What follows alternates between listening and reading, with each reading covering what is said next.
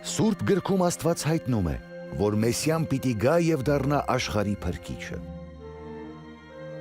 Հիսուսի կյանքը վկայում է, որ հենց ինքն է նա, ում մասին կանխասել էին մարգարեները։ Եսային մարգարեացել էր, որ կույսը պիտի հղանա եւ մի որդի ծնի։ Դարեր անց Հիսուսի ծնունդով կատարվեց այդ մարգարեությունը։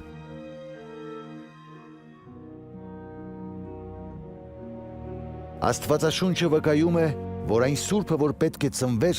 Աստծո որդի է կոչվելու։ Նշանակում է, որ Հիսուսը պետք է կոչվեր Աստծո որդի։ Սա մենք տեսնում ենք իր ապրած կյանքում։ Նա բուժեց մարդկանց, ներեց նրանց մեղքերը, մոտեցրեց Աստծուն եւ տեղ խոստացավ նրանց Աստծո հավիտենական թագավորությունում։ Նա իր անձը տվեց նրանց փոխարեն, որպես մեղքերի պատարագ եւ հարություն առավ հաղթելով մահին։ Հիսուսն ասաց. «Ոչ ոք ինձնից չի կարող վերցնել իմ կյանքը, այլ ես ինքս եմ այն տալիս»։ Հիսուսի կյանքով ոչ միայն իրականացան մարգարեությունները,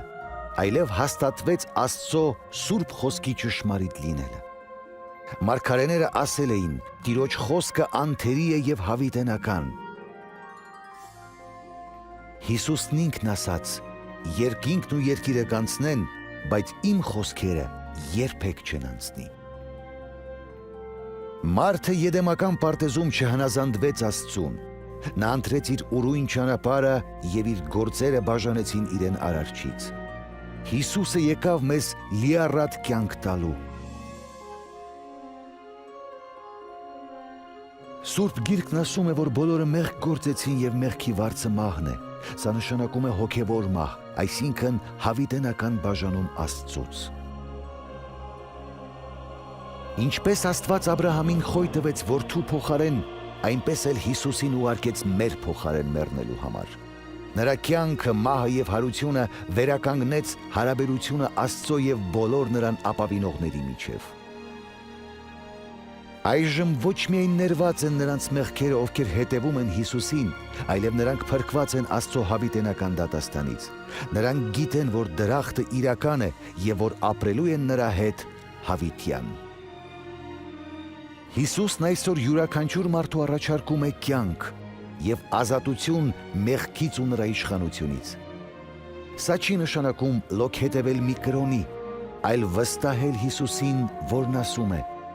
«Ահա ես դռան առաջ եմ եւ բախում եմ, եթե մեկը լսի իմ ձայնը եւ բացի դուռը, ես կմտնեմ նրա մոտ»։ Սա նշանակում է դառնալ Աստծուն եւ վստահել Հիսուսին, որ նա գա մեր կյանքի մեջ, ների մեր մեղքերը եւ դարձնի մեզ այնպիսին, ինչպիսին ինքն է ուզում։ Սակայն բավական չէ միայն մտքով համաձայնել նրա պահանջներին կամ զգացմունքային փորձառություն ունենալ։ Մենք հավատի միջոցով որպես շնորհ ընդունում ենք նրան մեր կամքի գործադրմամբ։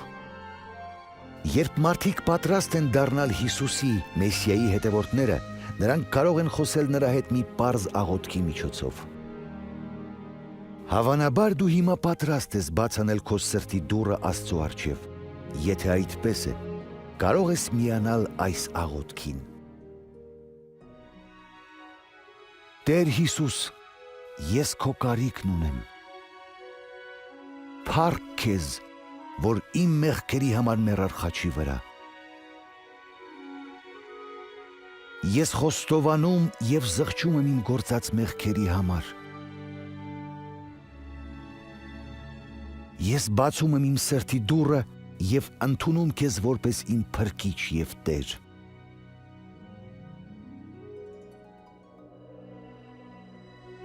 Փառք քեզ, որ ներեցիր իմ մեղքերը եւ հավիտենական կյանք տվեցիր ինձ։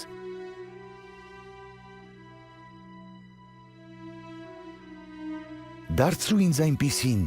ինչպիսին դու ես ուզում, որ լինեմ։ Քանի որ ես դարձա քո զավակը։ Ամեն։ Հիսուսն իր հետևորդների մասին ասաց. «Իմ ոչխարները լսում են իմ ձայնը եւ ես ճանաչում եմ նրանց, ու նրանք հետևում են ինձ»։ Հիսուսի խոստացած լիառատ կյանքը վայելելու համար նրա զավակները ամեն օր աղոթքով զրուցում են Աստծո հետ եւ կարդում ու լսում նրա խոսքը։ Նրանք պատմում են ուրիշներին Հիսուսի մասին եւ պարբերաբար հանդիպում են նրանց հետ, ովքեր սիրում եւ հետևում են նրան։ Հիշեք նրա հրաշալի խոստումը. «Ամեն իշխանություն ինձ է տրված երկնքում եւ երկրի վրա, եւ ահա ես ձեզ հետ եմ մինչև աշխարհի վերջը»։